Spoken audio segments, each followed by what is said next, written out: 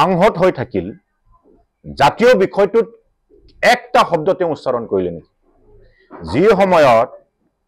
BJP নেতৃত্বাধীন চৰকাৰে অসমৰ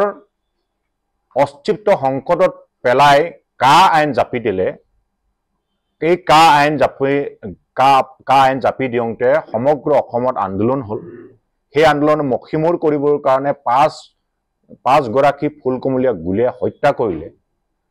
তেতিয়া তপন গগৈ ডাঙৰীয়া কিন্তু নীৰৱে চাই আছে এতিয়া কৈছে যে আমি কংগ্ৰেছৰ ওচৰত শৰণাপন্ন হৈছো আমি কংগ্ৰেছৰ ওচৰত শৰণাপন্ন হোৱা নাই আমি দিল্লীত অহা কাৰণটো হ'ল ৰাহুল গান্ধী ডাঙৰীয়া বিৰোধী দলৰ দলপতি আৰু বিৰোধী দলৰ দলপতি অসমৰ জাতীয় বিষয়টো কেনেকৈ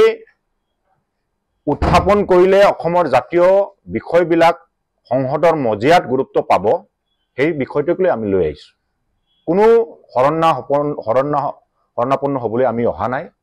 কিবা আমি ৰাজনৈতিক বুজাবুজি কৰিবলৈ অহা নাই আমি জাতীয় বিষয় উত্থাপন কৰিবলৈ কাৰণে তেওঁৰ ওচৰত আহিছো তেওঁক আমি কৈছো যে জাতীয় বিষয়বিলাক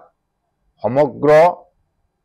দেশৰ আগত দাঙি ধৰিবৰ কাৰণে আৰু অসমৰ সমস্যাবিলাক সমাধান কৰাৰ ক্ষেত্ৰত গুৰুত্বপূৰ্ণ ভূমিকা ল'বলৈ কাৰণে বিৰোধী দলপতিৰ ওচৰত আহিছো আমি যেনেকৈ আহোঁ সদৌ অসম ছাত্ৰ সন্থাৰ এটা সময়ত আহিছিল